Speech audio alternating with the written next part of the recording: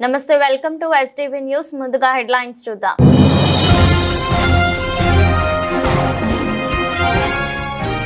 Vijayawada auto Nagar లో అభివృద్ధి పనులు చేపట్టేందుకు రోడ్లను పరిశీలించిన ఎంపీ కేశినేని శివనాథ్ ఆటో నగర్ ను మరింత అభివృద్ధి చేసే దిశగా ప్రభుత్వం కృషి చేస్తుందని స్పష్టీకరణ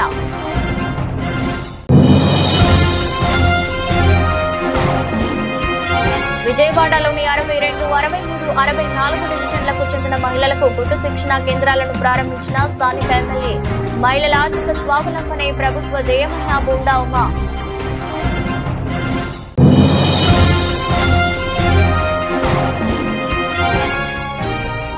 నగర ప్రజలపై ఎటువంటి భారాలు మోపకుండా 25-26 వార్షిక బడ్జెట్ ప్రవేశపెట్టా స్పష్టం చేసిన విజయవాడ నగర మేయర్ రాయన భాగ్యలక్ష్మి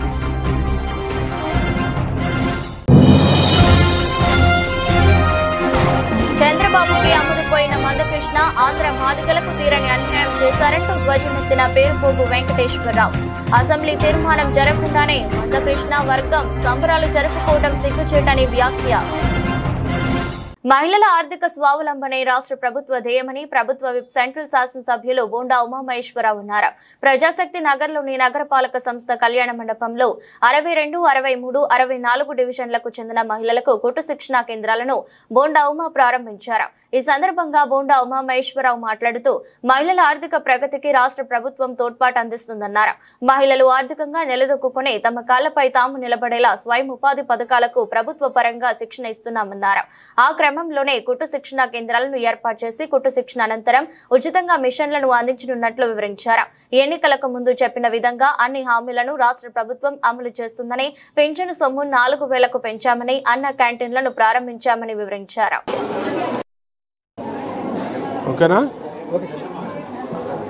ఈరోజు మహిళల ఆర్థిక పురోగతి కొరకు మహిళలకి వాళ్ళ కాళ్ళ మీద వాళ్ళు నిలబడి మరి సొంతగా ఎంతో కొంత సంపాదించుకునే విధంగా ప్రభుత్వం అనేక కార్యక్రమాలు తీసుకొస్తూ ఉంది. డ్వాక్రా పొదుపు సంఘాల ద్వారా వాళ్ళకి పొదుపు కార్యక్రమం తీసుకున్నాం.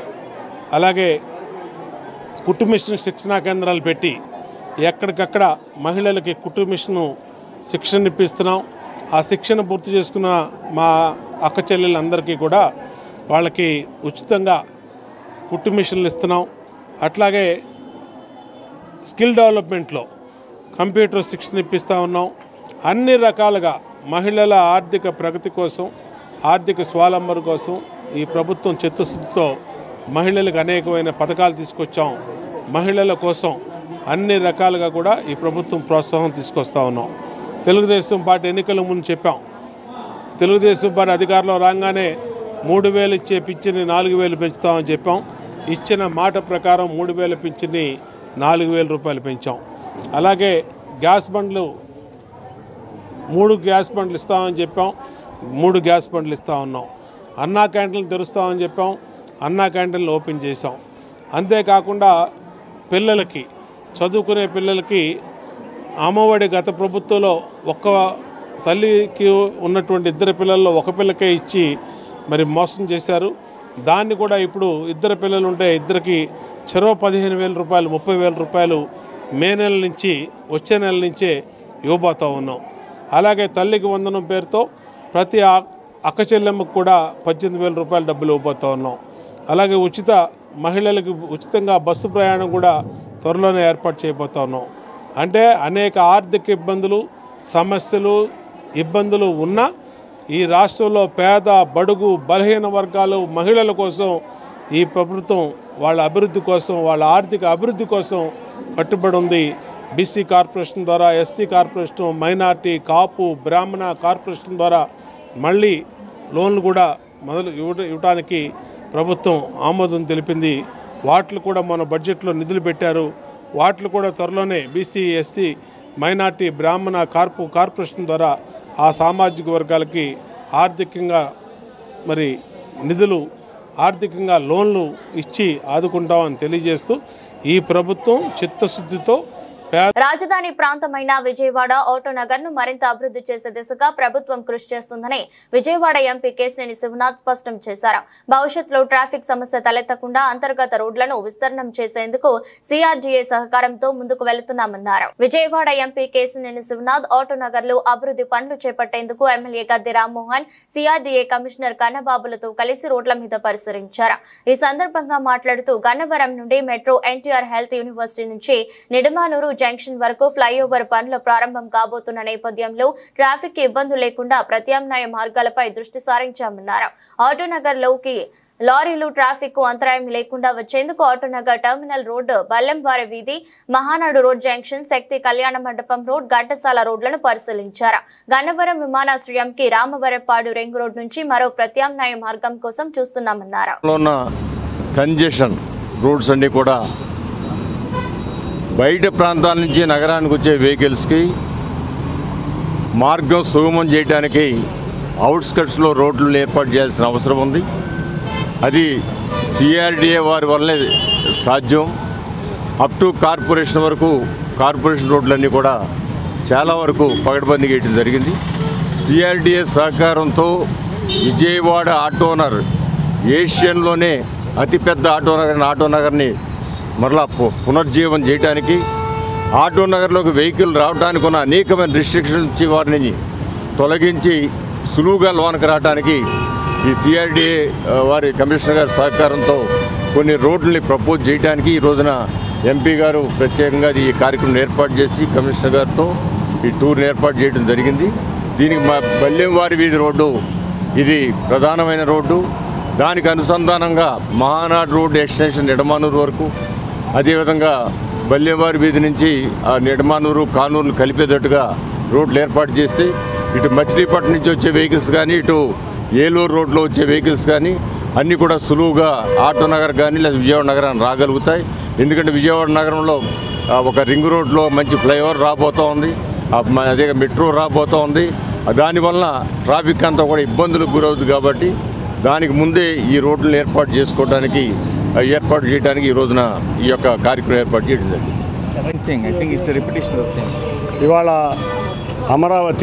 అమరావతికి ముఖద్వారం, అమరావతిలో భాగమైన విజయవాడలో వాళ్ళ సిఆర్డీఏ కమిషనర్ గారి ఆధ్వర్యంలో, కన్నబాబు గారి ఆధ్వర్యంలో నేను ఎమ్మెల్యే గద్దె రామ్మోహన్ రావు ముఖ్యంగా 305 ఎకరాల్లో 1,00,000 మంది కార్మికులు ఉండే ప్రాంతమైన ఇక్కడ ఆటోనగర్ ప్రాంతం, ఈ ప్రాంతం కనుక అభివృద్ధి ఉంటే విజయవాడ అభివృద్ధిలో దోహదం పడుతుంది. కాబట్టి గౌరవ ముఖ్యమంత్రి గారు, గౌరవ మున్సిపల్ మంత్రి గారు ఆధ్వర్యంలో ఏర్పడిన సిఆర్డీఏలో ఇవాళ అమరావతి సమస్యలే కాదు, సిఆర్డీఏ ప్రాంతంలో ఉన్న అన్ని రోడ్లు డెవలప్మెంట్లో భాగంగా కమిషనర్ గారి ఆధ్వర్యంలో ఇవాళ ఆటోనగర్ రావడం జరిగింది. త్వరలో ఇటువంటి ఆటోనగర్ని దేశంలో ఎక్కడా లేని విధంగా ఉండే ఇటువంటి ఆటోనగర్ని, ఇంత డెన్సిటీ ఆఫ్ ఆటోనగర్ని free flow of traffic allow చేయాలి. అంతేకాకుండా రేపు రాబోయే కాలంలో ఫ్లైఓవర్ కూడా రాబోతుంది. నిడమానూరు నుంచి మహానాడు రోడ్డు కూడా మూసుకుపోబోతుంది. కాబట్టి ఇక్కడ చాలామంది జీవనోపాధి కోల్పోబోతారు. కాబట్టి దానికి ముందుగానే మేల్కొని ప్రత్యామ్నాయ రోడ్లు చూడటానికే మేము ఇక్కడ రావడం జరిగింది. ఈ కార్యక్రమానికి ఇంత ఉదయమే వచ్చిన అధికారులకి, ముఖ్యంగా సిఆర్డీఏ కమిషనర్ గారికి ధన్యవాదాలు. Thank you. కలియుగ దైవం తిరుమల శ్రీ వెంకటేశ్వర స్వామి వారి ఉదయాస్తమాన సేవలను దర్శించుకునే అవకాశాన్ని rotary club of Vijayawada mid town నగర శాఖ విజయవాడ వారసులకు కల్పించిందని rotary club mid town Vijayawada అధ్యక్షుడు Gudipati Kishore, chairman Srinivas Balaji, convener Edla Parthasarathi, club secretary B Sundareddy అన్నారు. శ్రీవారి సేవలతో పాటు భక్తులకు తిరుమల ప్రసాదాన్ని కూడా అందిస్తున్నామని వెల్లడించారు. భక్తులంతా ఈ కార్యక్రమంలో పాల్గొని స్వామివారి సేవలు వీక్షించి తరించాలని కోరుతున్నారు. కలియుగ దైవం తిరుమల శ్రీ వెంకటేశ్వర స్వామి వారి ఉదయాస్తమాన సేవలను దర్శించుకునే అవకాశాన్ని rotary club of Vijayawada mid town నగర శాఖ విజయవాడ వాసులకు కల్పించింది.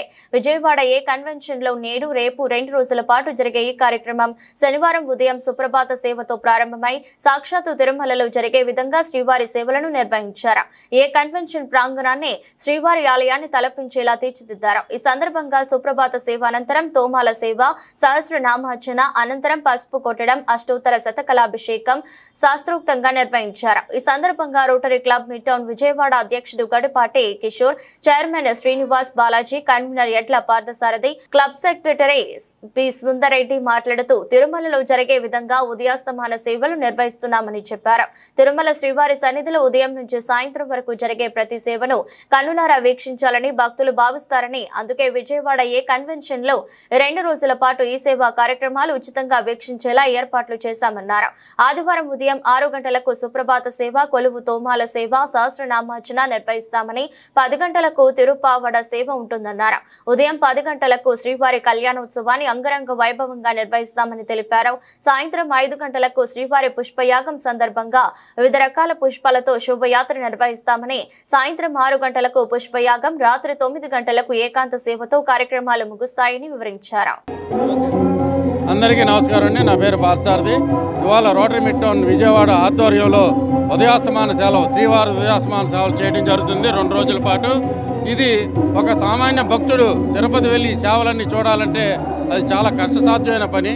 అందుకని మేమందరం కూడా ఆ సేవలన్నీ తిలకించడం కోసం విజయవాడలోనే ఆ సేవల్ని మన శ్రీనివాస మంగాపురం వాళ్ళతోటి ఇక్కడ చేయించడం జరుగుతుంది.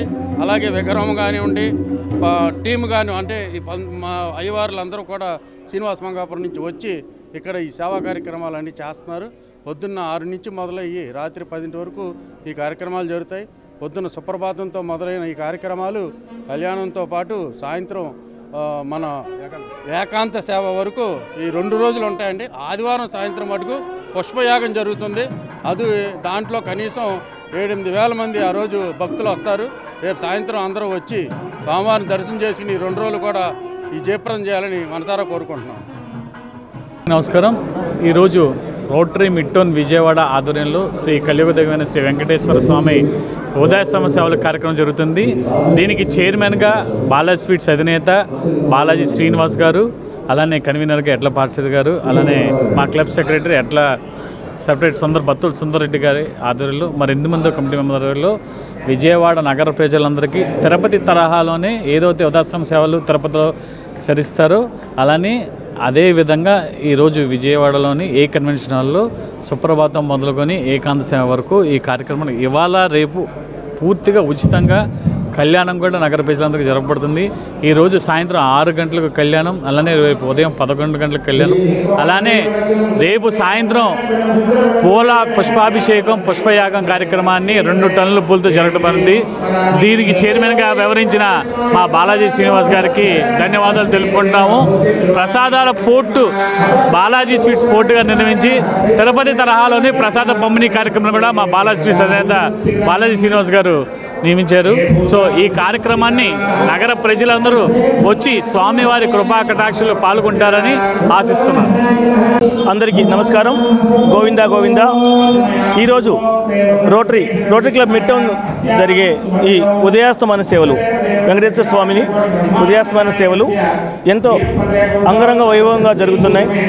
ఈరోజు ఉదయం సుప్రభాతం మొదలుకొని రేపు రాత్రి పుష్పయాగంతో ముగుస్తుంది. ఈ 2 రోజుల పాటు జరిగే ఈ కార్యక్రమాలన్నీ కూడా విజయవాడ ప్రజలకి ప్రతిదీ అందరూ వచ్చి వీక్షించవచ్చు.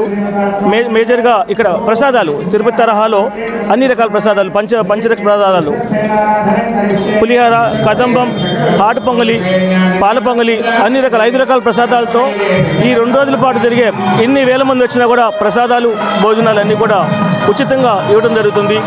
ఈరోజు ఇప్పుడు జరిగే సహస్ర కలశాభిషేకం ఎంతో మంది వచ్చారు. చాలా సంతోషంగా ఉంది. రోటరీ ఒక పెద్ద ఫ్యామిలీగా ఈ కార్యక్రమం జరుగుతుంది. నగర ప్రజలపై ఎటువంటి భారాలు మోపకుండా 25-26 వార్షిక బడ్జెట్ ప్రవేశపెట్టామని నగర మేయర్ రాయన భాగ్యలక్ష్మి తెలిపారు. 2025-26 సంవత్సరానికి 1454.58 కోట్లతో బడ్జెట్ ను ప్రవేశపెట్టామని చెప్పారు. 204.59 కోట్లు మిగులు ఆదాయం ఉందన్నారు. బడ్జెట్ ప్రసంగానికి అధికారులు ఇచ్చిన లెక్కల్లో తేడా ఉందని, ఈ అంచనాల్లో తేడాలపై సభ్యులు సభ్యులు కౌన్సిల్లో అధికారులను ప్రశ్నించారన్నారు. అన్ని వర్గాల వారితో సంప్రదింపులు జరిపాకే బడ్జెట్ రూపొందించి ప్రవేశపెట్టామని, సిటీ డెవలప్మెంట్ కోసం కేంద్రం ఇస్తామన్న 100 కోట్లకు కమిటీ వేస్తాం, ఏం అభివృద్ధి చేయాలనే దానిపై చర్చిస్తామన్నారు. బుడమేరు డెవలప్మెంట్ కోసం 150 కోట్లు కేంద్రం ఇచ్చి డెవలప్మెంట్ చేస్తే మంచిదే, కానీ ఏ మేరకు అమలవుతుందో చూడాలి అని చెప్పారు. బడ్జెట్ ప్రజలకు ఆమోదకరంగా రూపొందించామని వివరించారు. బడ్జెట్ను ప్రవేశపెట్టడం జరుగుతుంది. ఈరోజు జరిగింది. 2024-25 గాను మనకి టోటల్గా 1123.91 కోట్లు మన గత సంవత్సర కాలం మనం క్యాపిటల్ ఆదాయం కానీ అలాగే రెవెన్యూ ఆదాయం కానీ డిపాజిట్లు కానీ మొత్తం కలిపి మనకి 1123.91 కోట్లకు గాను ఏ అభివృద్ధి పనులు చేశామో ఆ అభివృద్ధి పనులతో సహా ప్రతి ఒక్కటి మనం తెలియజేయడం జరిగింది. అలాగే 2025-26 ఆర్థిక సంవత్సరానికి గాను మనకి క్యాపిటల్ అలాగే రెవెన్యూ ఆదాయ వివరములు మనకి 1262.47 కోట్లుగా మనం నిర్ణయించడం జరిగింది. అలాగే మనకి 349.36 కోట్లుగా మనకి డిపాజిట్లు మనకి రావడం జరిగింది. అలాగే 47.4 కోట్లు మొత్తం కలిపి మనకి 1659.15 కోట్లకు గాను రెవెన్యూ మరియు క్యాపిటల్ వ్యయములు, లోన్లు, డిపాజిట్లు, చెల్లింపులతో కలిపి మనకి 1454.56 కోట్లుగా మనకి ఏదైతే మన బడ్జెట్ ఉందో బడ్జెట్ మనం తెలియచేయటం జరిగింది. ఇది ఏ దానికి ఎంతెంత మనం బడ్జెట్ వినియోగిస్తామో అన్నది కూడా మనకి బడ్జెట్ బుక్లో మనం తెలియజేసాం. అలాగే మనకి మిగులు ఆదాయం ఈ సంవత్సర కాలంలో మనకి మిగులు ఆదాయం ఏమైనా ఉందంటే 204.59 కోట్లు మనకి మిగులు ఆదాయం కార్పొరేషన్కి ఉండడం జరిగింది.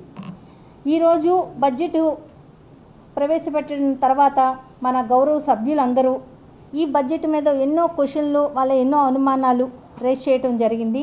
అలాగే ప్రజల మీద ఎలాంటి పన్నుల భారము పడకుండా అన్ని రకాలుగా కులంకుశంగా అన్ని వర్గాల వారితో సంప్రదింపులు జరిపి బడ్జెట్ని ప్రవేశపెట్టడం జరిగింది. ఈరోజు గౌరవ సభ్యులు కొన్ని వాళ్ళకి ఉన్న ఏవైతే ఈ బడ్జెట్ బుక్లో పొందుపరిచినారో అధికారులు దాని మీద కొన్ని వాళ్ళకి అనుమానాలు ప్రతి ఒక్కటి రేస్ చేయడం జరిగింది. ఇక్కడ మనకి 100 కోట్లు మనకి టౌన్ ప్లానింగ్ ద్వారా 100 కోట్లు అర్బన్ రీఫార్మ్ నిధులు GOY ద్వారా 100 కోట్లు రావడం జరుగుతుందని మనకి బడ్జెట్లో పొందుపరచడం జరిగింది. అది గౌరవ సభ్యులందరూ రేస్ చేయడం జరిగింది. ఇది ఏదైతే మన సిటీ డెవలప్మెంట్ కోసం కేంద్ర ప్రభుత్వం మనకి ఇస్తాము అని చెప్తున్న ఈ 100 కోట్ల నిధులు మనం ఒక కమిటీగా ఏర్పడి ఆ కమిటీ ద్వారా మనం ఏ రకంగా విజయవాడ నగరాన్ని మనం సుందరీకరిస్తాము అన్నది మనం ఒక కమిటీ ఏర్పాటు చేసుకొని ఆ కమిటీ ద్వారా మన విజయవాడకి సంబంధించి ఏమేమి కావాలో ఆ వివరాలు తెలియజేస్తే ఆ తర్వాత ఈ 100 కోట్ల నిధులు అన్నది మనకి సెంట్రల్ గవర్నమెంట్ పంపిస్తుంది అని చెప్పి సిపి గారు తెలియచేయడం జరిగింది. అలాగే ఏదైతే మనకి 150 కోట్లు బుడమేరు డెవలప్మెంట్ కూడా మనకి వస్తుంది అని చెప్పి ఇందులో పొందుపరచడం జరిగింది. అది ఏ రూపైనా వస్తుంది, ఏ రకంగా వస్తుంది, ఎక్కడ ఈ 150 కోట్లు అన్నది బుడమేరుకి వస్తుంది అని చెప్పి ఇందులో బడ్జెట్లో పొందుపరిచారో అది కూడా మనకి అధికారులకి క్వశ్చన్ చేయడం జరిగింది. దానికి కూడా మనకి అధికారులు టీడ్కో లబ్ధిదారులకు కూటమి ప్రభుత్వం ఇచ్చిన హామీ నిలబెట్టుకోవాలని సిపిఐ నగర కార్యదర్శి జి కోటేశ్వరరావు డిమాండ్ చేశారు. తక్షణమే టీడ్కో ఇళ్ల నిర్మాణాలను పూర్తి చేసి లబ్ధిదారులకు అప్పచెప్పాలన్నారు. టీడ్కో చైర్మన్ వేముల అజయ్ కుమార్ చెప్పిన విధంగా ప్రభుత్వమే బ్యాంకులకు లబ్ధిదారుల తరపున 150 కోట్ల రుణాన్ని చెల్లించాలన్నారు. జకంపూడి, వేమవరం ప్రాంతాలలో నిర్మాణం చేపట్టిన టీడ్కో ఇళ్లను సిపిఐ నగర కార్యదర్శి జి కోటేశ్వరరావు ఆధ్వర్యంలో పరిశీలించారు. ఈ సందర్భంగా ఆయన మాట్లాడుతూ గత టీడీపీ ప్రభుత్వ హయాంలో విజయవాడ నుండి సుమారు 6,573 మంది ఎంపిక చేశారని, వారి నుండి 20,000, 30,000 కట్టించారని, కానీ వారికి ఇప్పటి వరకు ఎటువంటి న్యాయం చేయలేదని విమర్శించారు. గతంలో ఉన్న వైసీపీ కూడా లబ్ధిదారులకు న్యాయం చేయలేదని దుయ్యబట్టారు. కూటమి ప్రభుత్వం టిడ్కో లబ్ధిదారులకి భారీ నజరానా ఇస్తుందని టిడ్కో చైర్మన్ వేముల అజయ్ కుమార్ చెప్పి 9 నెలలు గడుస్తున్నా ఏ ఒక్కరికి న్యాయం జరగలేదని ఆరోపించారు. డిసెంబర్ నాటికి 150 కోట్ల ప్రభుత్వం తరపున బ్యాంకులకు చెల్లిస్తామని చెప్పిన మాటను అమలు చేయాలన్నారు. కూటమి ప్రభుత్వం టిడ్కో లబ్ధిదారులకి భారీ నజరానా ఇస్తుందని చెప్పి టిడ్కో చైర్మన్ వేముల అజయ్ కుమార్ గారు ఈ ప్రాంతాన్ని ఈ ప్రభుత్వం ఏర్పాటుని తర్వాత పరిశీలించి ఖచ్చితంగా అందరికీ ఇళ్ళు కేటాయిస్తామని చెప్పి అది కూడా బ్యాంకుల నుంచి లబ్ధిదారులకి వస్తున్నటువంటి నోటీసుల్ని పరిగణలోకి తీసుకోవాల్సిన పని లేదు, ఎవరు కట్టవలసినటువంటి అవసరం లేదు. ఈ డిసెంబర్ నాటికి 150 కోట్ల రూపాయలు బ్యాంకులకి ప్రభుత్వమే చెల్లిస్తుందని చెప్పి ప్రకటించారు. వచ్చి దాదాపు నెలలు గడుస్తూ ఉన్నది. కానీ ఎక్కడ వేసిన గొంగలు ఎక్కడన్నట్టుగా అదే ఎటువంటి పనికి నోచుకున్నటువంటి పరిస్థితి టిట్కో ఇళ్ళ యొక్క పరిస్థితి ఇక్కడ కనబడతా ఉన్నది. దాదాపు 4 సంవత్సరాల క్రితం గత ప్రభుత్వం ఉన్నప్పుడు పరిశీలనార్థం ఈ ప్రాంతానికి వచ్చాం. ఈ ప్రభుత్వం వచ్చి సంవత్సరం అవుతుంది, దగ్గర సంవత్సరం కావస్తా ఉన్నది. ఎటువంటి కనీసం ఒక ఇటుకరాయి కూడా పేర్చినటువంటి పాపం లేదు. ఎందుకని అనేటటువంటిది ఆలోచిస్తే టిట్కో ఇళ్ల నిర్మాణానికి ఎవరైతే కాంట్రాక్టర్స్ ఉన్నారో వారికి చెల్లించవలసినటువంటి సొమ్ము చెల్లించకపోవడంతో వారి పనులు కనీసం ప్రారంభించినటువంటి పరిస్థితి. ఇప్పుడు పరిశీలించేటటువంటి దానికోసం సిపిఐ విజయవాడ నగర బృందం ఈ రోజున ఈ ప్రాంతాన్ని టిట్కో ఇళ్ల నిర్మాణ పరిస్థితుల్ని పరిశీలించేందుకు వచ్చాం. ఎక్కడ గతంలో ఏ రకంగా ఉందో అదే పద్ధతిలో ఉంది. ఇటీవల వచ్చినటువంటి వరదలతోటి మునిగిపోయినటువంటి ఇళ్ళు మొత్తం నాశనం అయిపోయినటువంటి పరిస్థితి ఇక్కడ కనబడతా ఉన్నది. కాబట్టి గత తెలుగుదేశం ప్రభుత్వంలోనే టిట్కో లబ్ధిదారులు విజయవాడ నగరంలో 6,573 మందిని ఎంపిక చేశారు.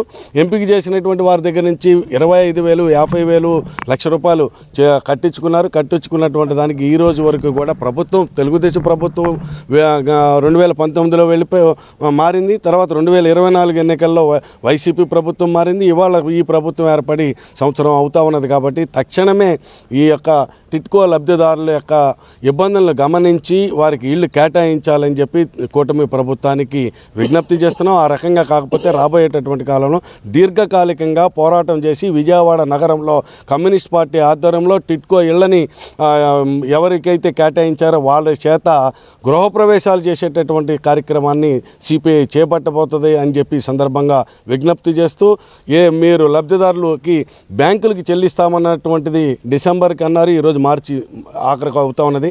బ్యాంకులకు ఇవ్వాల్సినటువంటి 150 కోట్లు లబ్ధిదారుల తరపున మీరే చెల్లించండి, అలాగే నిర్మాణాన్ని చేపట్టాలని చెప్పి ప్రభుత్వాన్ని సిపిఐగా డిమాండ్ చేస్తాం. బాధ్యతాయుతమైన ఇన్వెస్టింగ్ ను ప్రోత్సహించడం లక్ష్యంగా regional investor seminar for awareness కార్యక్రమం నిర్వహించడం జరిగిందని SEBI executive director Manoj Kumar, MFI chief executive Venkat Chalasani అన్నారు. పెట్టుబడుల సంస్కృతిని పెంపొందించే దిశగా మెగా రీసా సెమినార్ ఒక కీలకమైన ముందడుగు కాగలదని చెప్పారు. Securities and exchange board of ఇండియాతో కలిసి association of mutual funds in India విజయవాడలో మెగా రీసాను విజయవంతంగా నిర్వహించింది. ఈ సదస్సులో MLA Gadde Rammohan, SEBI executive director Manoj Kumar, AMFI chief executive Venkat Chalasani పాల్గొని కార్యక్రమాన్ని ప్రారంభించారు. ఈ సందర్భంగా మాట్లాడుతూ ఆర్థిక మార్కెట్ సజావుగా ఎలాంటి ఒడిదుడుకులైనా ఎదుర్కొని పని చేయగలిగేలా ఉండేందుకు ఇన్వెస్టర్ ఎడ్యుకేషన్ అనేది కీలకమైన మూల స్తంభంగా ఉంటుందన్నారు. దీర్ఘకాలంలో సంపదను నిర్మించుకోవడంలో ఇన్వెస్టర్లకు అవసరమైన పరిజ్ఞానాన్ని అందించేందుకు ఏఎంఎఫ్ఐ కట్టుబడి ఉందన్నారు. ఆర్థిక అక్షరాస్యత, బాధ్యతాయుతమైన పెట్టుబడుల సంస్కృతిని పెంపొందించే దిశగా మెగా రీసా సెమినార్ ఒక కీలకమైన ముందడుగు కాగలదన్నారు. పేరుకు నగరంగా ఒక పెద్ద గ్రామం లాంటిది. ఇక్కడ అందరూ కూడా ఒక గ్రామంలో ఉన్న వ్యక్తులు ఏ విధంగా నివసిస్తారో అదే మనస్తత్వంతో, ఆ ప్రేమ అభిమానాలతో ఉంటారు. ఈ ప్రాంతంలో చిరకాలంగా ఎప్పటి నుంచో కోరుకున్న రాజధాని నారా చంద్రబాబు నాయుడు గారి యొక్క పుణ్యంతో కానివ్వండి, ఆయన యొక్క ఇంట్రెస్ట్తో కానివ్వండి, విజయవాడ నగరం రాజధాని అని చెప్పి 2014 విడిపోయిన ఆంధ్ర రాష్ట్రంలో మొట్టమొదటి అనౌన్స్ చేసినప్పుడు చాలా ఆనందపడ్డాం. ఇవాళ అమరావతి నగరం ఎప్పుడూ రాజుల కాలంలో అమరావతి నగరం బాగా ఒత్తిళ్ళిన నగరం అని చెప్పి ఆ పేరుకి దేవతలకు కూడా అది రాజధాని అని చెప్పి దాన్ని ఆ విధంగా క్రియేట్ చేయాలని చెప్పి నారా చంద్రబాబు నాయుడు గారు చేసిన ప్రయత్నం చాలామందికి తెలుసు. అది డిస్టర్బ్ అయిన విధానం కూడా తెలుసు. వాటన్నిటి జోలికి వెళ్లకుండా ఈ రోజున కేంద్ర ప్రభుత్వంలో మోడీ గారి నాయకత్వంలో 2047 వికసిత్ భారత్ అని చెప్పి ఆయన, 2047 స్వర్ణాంధ్ర అని చెప్పి నారా చంద్రబాబు నాయుడు గారు ఒక డాక్యుమెంట్ని రిలీజ్ చేయడం జరిగింది. నారా చంద్రబాబు నాయుడు గారు డాక్యుమెంట్లో ఒక్కసారి వెనక్కి వెళితే 2020 హైదరాబాద్ నగరం అని చెప్పి 1995 సంవత్సరం ఆయన ముఖ్యమంత్రి అయిన తర్వాత మొట్టమొదటి సంవత్సరంలోనే ఒక విజన్ డాక్యుమెంట్ ఇవ్వడం జరిగింది. నా అదృష్టం ఆ రోజు కూడా నేను శాసనసభ్యుడు ఉన్నాను. 2020 అంటే ఆ రోజున నారా చంద్రబాబు నాయుడు గారితో పాటు సమానంగా చదువుకున్నాడు నేను కూడా. కానీ నాకే అనిపించేది 2020 సంగతి ఎందుకు, మనం ఈ 5 సంవత్సరాలు ఏం చేస్తామని చెప్పొచ్చు కదా అని మనసులో ఎదురుగా అనలేకపోయినా మనసులో అనుకున్నాం. కానీ ఆ 2020 విజన్, ఆయన గొప్ప విజన్ నిరూపించబడింది. మనందరికీ ఒకసారి హైదరాబాద్ నగరం 2020 1994లో ఏ విధంగా ఉంది, 2020 వచ్చేప్పటికల్లా అది ఒక మన ఉమ్మడి ఆంధ్ర రాష్ట్రానికే కాదు, భారతదేశానికే కాదు, ప్రపంచంలోనే ఒక ఉన్నత నగరంగా తీర్చిదిద్దబడిందంటే ఆ రోజున ఆయన విజన్ డాక్యుమెంట్లో వేసిన అడుగులే ఇవాళ అలాంటి నగరంగా మనం సమీపంలో చూస్తాం. చంద్రబాబుకి అమ్ముడుపోయిన మందకృష్ణ ఆంధ్ర మాదిగలకు తీరని అన్యాయం చేశారని ఆంధ్రప్రదేశ్ మాదిగ రిజర్వేషన్ పోరాట సమితి రాష్ట్ర అధ్యక్షుడు పేరుపోగు వెంకటేశ్వరరావు ధ్వజమెత్తారు. అసెంబ్లీ తీర్మానం జరగకుండానే ఆంధ్రలో మందకృష్ణ మాదిగ వర్గం సంబరాలు జరుపుకోవటం సిగ్గుచేటన్నారు.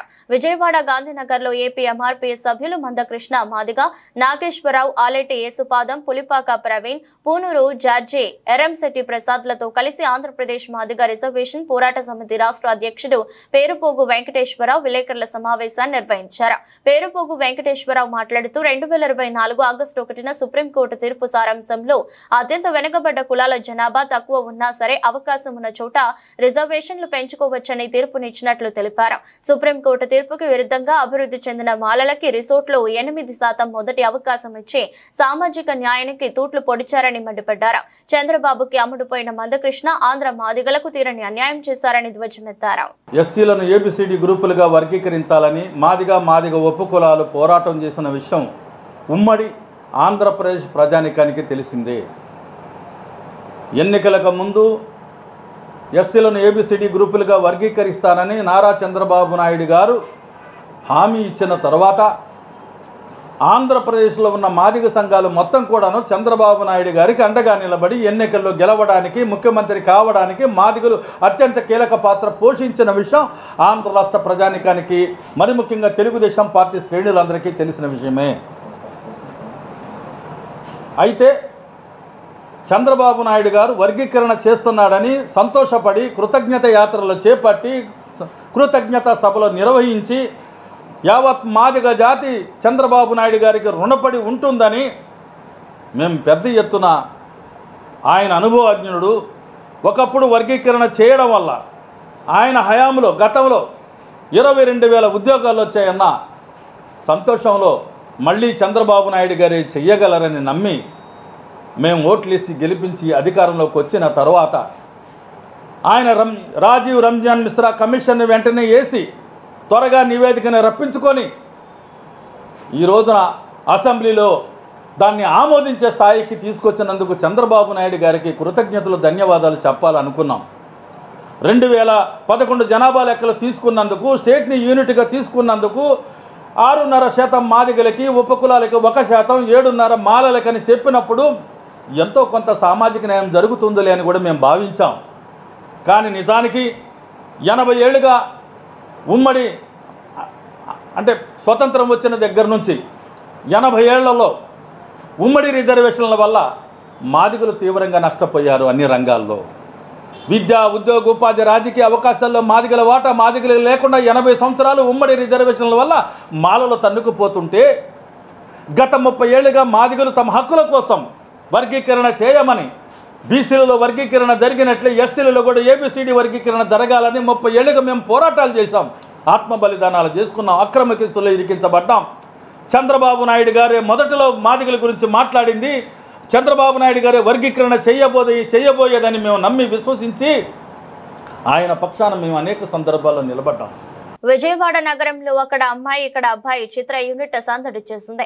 ఏప్రిల్ 11వ తేదీన అక్కడ అమ్మాయి ఇక్కడ అబ్బాయి చిత్రం విడుదల కానుందని, అన్ని వర్గాల ప్రేక్షకులను ఈ చిత్రం ఆకట్టుకుంటుందని చిత్ర కథానాయకుడు ప్రదీప్ మాచిరాజు చెప్పారు. దుర్గమ్మ సన్నిధి నుంచి తమ చిత్ర ప్రమోషన్ ప్రారంభించడం సంతోషంగా ఉందన్నారు. అక్కడ అమ్మాయి ఇక్కడ అబ్బాయి చిత్రం ప్రమోషన్ లో భాగంగా హీరో ప్రదీప్, హీరోయిన్ దీపిక విజయవాడ ఇంద్రకీలాద్రిపై కొలువై ఉన్న శ్రీ కనకదుర్గ అమ్మవారిని దర్శించుకున్నారు. వారికి ఆలయ అధికారులు ఆలయ మర్యాదలతో స్వాగతం పలికారు. దర్శనం అనంతరం దేవస్థాన పండితులు దుర్గమ్మ ప్రసాదం చిత్రపటాన్ని అందజేశారు.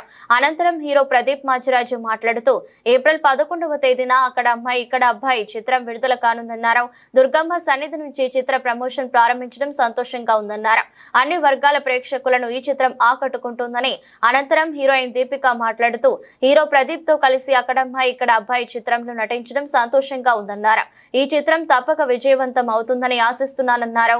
ప్రేమ కుటుంబ సన్నివేశాలు పుష్కలంగా ఉన్నాయని, ప్రతి సన్నివేశం ప్రేక్షకులను ఆకట్టుకుంటుందన్నారు.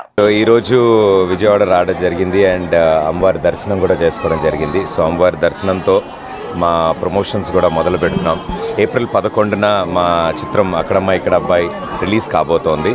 సో నేను దీపిక గారు కలిసి నటించిన చిత్రం ఇట్స్ అ ఫ్యామిలీ ఎంటర్టైనర్. కుటుంబం అంతా కలిసి హ్యాపీగా థియేటర్స్లో నవ్వుకునే సినిమాని మీ ముందుకు తీసుకొస్తున్నాం. అండ్ అందులో భాగంగానే ముందుగా అమ్మవారి దర్శనం చేసుకుందామని ఇక్కడికి వచ్చాం మేమంతా. అండ్ చాలా పాజిటివ్, చాలా హ్యాపీగా ఉంది. అండ్ ఇక్కడ చాలా రోజుల తర్వాత విజయవాడ రావడం అండ్ అందరినీ ఇలా కలవడం కూడా చాలా ఆనందంగా ఉంది. సో ఇక్కడి నుంచి ప్రతిరోజు మీ ముందుకు వస్తూ ఉంటాం మా సినిమా కబుర్లన్నీ మీ ముందుకు తీసుకురావడానికి. సో అమ్మవారి బ్లెస్సింగ్స్తో మా సినిమా సూపర్ సక్సెస్ఫుల్ అవ్వాలని మేమంతా కోరుకుంటాం. హ్యాపీగా ఉంది. సో మా సినిమా అక్కడమ్మ ఇక్కడ ఏప్రిల్ 11న రిలీజ్ అవుతుంది. సో అందరూ మమ్మల్ని బ్లెస్ చేసి ఇదే లవ్తో ముందుకు తీసుకెళ్లాలని కోరుకుంటున్నాం. Thank you. కూటమి ప్రభుత్వం అధికారంలోకి వచ్చి 9 నెలలు గడుస్తున్న ఎన్నికల సమయంలో పేదలకు ఇచ్చిన హామీలను అమలు చేయడం లేదని సిపిఎం నేత బాబురావు మండిపడ్డారు. 2 సెంట్లు స్థలం ఇస్తామని చెప్పడంతో ఆశతో ఓట్లు వేసిన ప్రజలను మోసం చేస్తున్నారని దుయ్యబట్టారు. పేదలకు ఇళ్ల స్థలాలు, టిడ్కో ఇల్లు, అద్దెదారులకు 2 సెంట్ల స్థలాలు ఇవ్వాలని కోరుతూ సిపిఎం ఆధ్వర్యంలో మార్చి 28వ తేదీన చేపట్టే కలెక్టరేట్ ధర్నాను విజయవంతం చేయాలని కోరుతూ సిపిఎం పార్టీ ఆధ్వర్యంలో ప్రచార యాత్ర కృష్ణలంక మెట్ల బజార్ ప్రాంతంలో నిర్వహించారు. ఈ సందర్భంగా బాబురావు కాశీనాథ్ మాట్లాడుతూ ఎంతో ఆశపడి ఓట్లు వేసిన ప్రజలను కూటమి ప్రభుత్వం మోసం చేస్తుందని మండిపడ్డారు. 2 సెంట్ల స్థలం ఇవ్వకపోగా టిడ్కో ఇళ్ల లబ్ధిదారులకు కూడా న్యాయం చేయడం లేదన్నారు. కృష్ణలంక ప్రాంతంలో ఉంటున్న ప్రజలను తరలించేందుకు గత ప్రభుత్వాలు ప్రయత్నించగా సమర్థవంతంగా అడ్డుకున్నామన్నారు. ప్రజలకు ఇచ్చిన హామీని అమలు చేయాలని కోరుతూ చేపడుతున్న కలెక్టరేట్ ధర్నాను విజయవంతం చేయాలని కోరారు. ఎంతో ఆశతో ప్రజలు పేదవారందరికీ 1 సెంటు కాదు 2 సెంట్లు స్థలం వస్తుందని ఆశపడి వారు ఓట్లేశారు. ఎక్కడో దూరం కాదు, నివాసాలకు దగ్గరలో విజయవాడలోనే ఇల్లు ఇస్తామని మాట ఇచ్చారు. అది ఇంతవరకు అతిగతి లేదు. ఇల్లు కట్టుకోకపోతే పాత ఇల్లు రద్దు చేస్తామన్నారు. మరి వాటిని రద్దు చేసి కొత్తగా ఎక్కడిస్తారో చెప్పట్లేదు. బడా కంపెనీలకు మాత్రం 1000 ఎకరాలు అటు రాజధానిలో కానీ రాష్ట్రం అంతా భూములు కేటాయింపులు చేస్తున్నారు. దానికి వచ్చే 1 నెల నుంచే స్టార్ట్ అయింది. పేదవాళ్ళు అడిగితే ఇంకా ఆగండి అంటున్నారు. అలాగే విజయవాడలో కృష్ణానది తీరాన 1000 కుటుంబాలు జీవిస్తూ ఉన్నాయి. ఒకప్పుడు తెలుగుదేశంతో సహా అంతమంది ఉన్న ప్రభుత్వాలన్నీ వీళ్ళని ఎలా లేపేద్దామని చూశారు. ఆ రోజు సిపిఎం పార్టీ జనం పోట్లాడారు. కృష్ణా కరకట్ట ఇళ్ళు ఆగినాయి. అలాగే ఇళ్ళు ఆపటమే కాదు, రిటైనింగ్ వాల్ రక్షణ గోడ కట్టాలని ఆ రోజు జనము కమ్యూనిస్టులు డిమాండ్ చేస్తే గోడ కట్టడం కుదురుతుందా అన్నారు. ఇవాళ రక్షణ గోడ రిటైనింగ్ వాళ్ళు సాధించుకోవటం జరిగింది. దీన్ని మాదంటూ గొప్పలు చెప్పుకోవడానికి ప్రభుత్వాలు నేతలు పోటీ పడుతున్నారు. ఆ రోజు వద్దని చెప్పింది వాళ్ళే. ఇది మీ గొప్పతనం కాదు. జనం పోరాడారు, కమ్యూనిస్టులు సిపిఎం అండగా నిలబడ్డాం. కానీ వాళ్ళు గోడ కట్టారు, మంచిదే. మరి పక్కన ఉన్నటువంటి ఇళ్ళ వాళ్ళకి తాటాకులు తీసి ఇల్లు కట్టుకోవటానికి వీల్లేదా? రేకులు ఎండలో మలమలా మాడిపోతున్నారు. ఏదో అప్పు చేసో కప్పేసుకుంటాం, స్లాబ్ వేసుకుంటామంటే కృష్ణా కరకట్టన కుదరదు అంటున్నారు. ఎందుకు కుదరదు? ఇప్పుడు గోడ కట్టిన తర్వాత ఇక వరద రాదు. రానప్పుడు 50 ఏళ్ల నుంచి ఈ నెల 28 ఇళ్ళ పట్టాలు రిజిస్ట్రేషన్లు సమస్య మీద చెలో కార్పొరేట్ అని చెప్పనేటువంటిది కలెక్టరేట్ అని చెప్పనేటువంటిది పెట్టాం. ఈ కార్యక్రమంలో ప్రజలంతా కూడా పాల్గొని జయప్రదం చేసేటువంటి దానికి పూనుకోవాల్సిందిగా విజ్ఞప్తి చేస్తూ ఉన్నాం. కూటమి ప్రభుత్వం ఏర్పడి 8 మాసాలు అవుతూ ఉంది. ఒక్క సమస్య కూడా పరిష్కరించేటువంటి పరిస్థితి కనపట్లా. సూపర్ 6లు ఏమైపోయినాయో తెలియదు, ఎన్నికల వాగ్దానాలు ఏమైపోయినాయో తెలియదు. మాటలు మాత్రం గతం గతం గతం అని చెప్పనేటువంటి పేరుతో నామజపం చేసేటువంటి దానికి ప్రయత్నం చేస్తూ ఉన్నారు తప్ప ఈ 8 మాసాల్లో మీరేం చేశారని చెప్పారంటే సమాధానం రావట్లా. అందుకనే ముఖ్యమంత్రి గారిని, డిప్యూటీ ముఖ్యమంత్రి గారిని మేము అడుగుతూ ఉన్నాం, పెండింగ్ సమస్యల పరిష్కారం ఏం చేస్తూ ఉన్నారని చెప్పారని. ఇళ్ళు కావాలి, ఇళ్ల పట్టాలు కావాలి, జీవో నెంబర్ 23 ఇచ్చారు. ఊరికి దగ్గరలో మీకున్న దగ్గరలోనే ఇళ్ళు ఇస్తామని చెప్పి, స్థలం ఇస్తామని చెప్పారని. ఆ 2 సెంటు స్థలం ఎప్పుడు ఇస్తారు, ఎలా ఇస్తారు, ఎక్కడిస్తారు? ఈ నగరంలోనే ప్రభుత్వ భూములు 110 ఎకరాలు ఖాళీ ఉంది. ఆ 110 ఎకరాల్లో మీరు ఇచ్చేటువంటి దానికి పూనుకుంటారా, ధైర్యం చేస్తారా అని చెప్పనేటువంటి అడుగుతున్నారు. ఏమైతే మాకు ఇవ్వండి అని చెప్పనని ప్రజలు అడుగుతూ ఉన్నారు. అదేవిధంగా పట్టాలు రిజిస్ట్రేషన్ల సమస్య కొండ ప్రాంతం కానీ, దాదాపుగా అరుణాలపురం కానీ, కృష్ణలంక, ఇందిరా కాలనీ కానీ, బ్రహ్మరాంపురం కానీ వీళ్ళకి పట్టాలు రిజిస్ట్రేషన్ల సమస్య ఈనాటికి కూడా పెండింగ్లోనే ఉంది. సమస్య మాత్రం పరిష్కారం కావట్లా. జీవో నెంబర్ 119 అని చెప్పనని మెడ మీద కత్తిలాగా ఏలాడదీస్తూ ఉన్నారు. దాదాపుగా 25,000 ఇళ్లకి పైగా ఉన్నటువంటి సమస్య. ఈ 25,000 ఇళ్లకి పైగా ఉన్నటువంటి సమస్య పరిష్కారానికి 3 వార్తలు ముగించే ముందు మరోసారి హెడ్లైన్స్.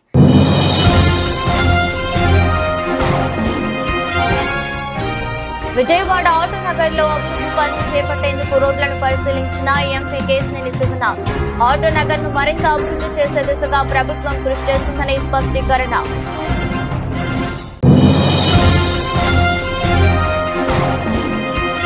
విజయవాడలోని 62, 63, 64 డివిజన్లకు చెందిన మహిళలకు గుట్టు శిక్షణ కేంద్రాలను ప్రారంభించిన స్థానిక ఎమ్మెల్యే.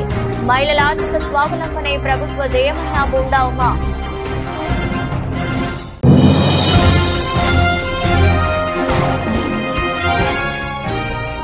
నగర ప్రజలపై ఎటువంటి భారాలు మోపకుండా 25-26 వార్షిక బడ్జెట్ ప్రవేశపెట్టా స్పష్టం చేసిన విజయవాడ నగర మేయర్ రాయన భాగ్యలక్ష్మి.